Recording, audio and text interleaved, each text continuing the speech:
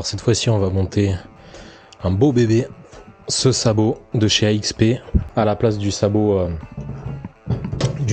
d'origine. C'était la dernière option qui nous manquait pour qu'elle soit un peu parette pour le voyage en tout terrain. Alors dans un premier temps on va venir démonter les plastiques d'origine, le petit sabot en alu, pareil de l'autre côté le plastique.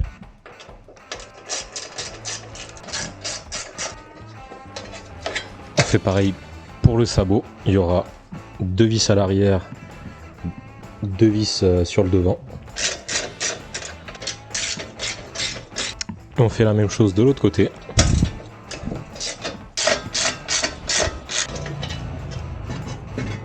Alors on va venir dans un premier temps avec un dégraissant nettoyer ces deux surfaces ici et à ce niveau, parce qu'en fait on va venir placer la sorte de mousse adhésive qui a été fournie.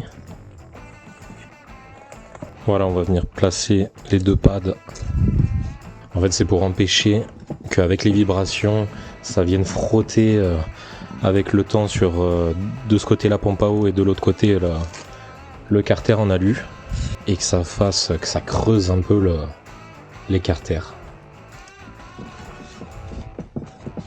Ensuite on va venir installer ces 2 petits supports à l'intérieur. Hop, qu'on va venir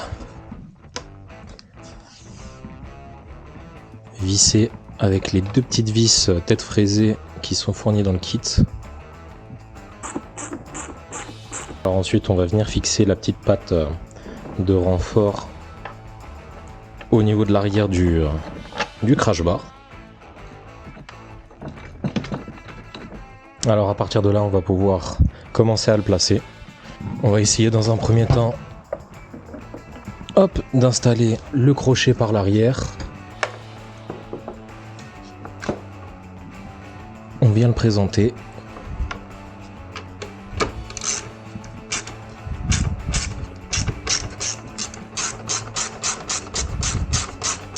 Maintenant que les 2 vis de devant sont en place, on va venir fixer les 2 latérales qui sont légèrement plus courtes. Il faut faire attention entre celles de devant et celle-ci. Elles ont à peu près 5 mm d'écart. Mais voilà, l'installation est finie. Il faudra juste mettre les 2 petits autocollants que AXP a fournis. Et voilà, on est bon. La 450 MT est finie enfin.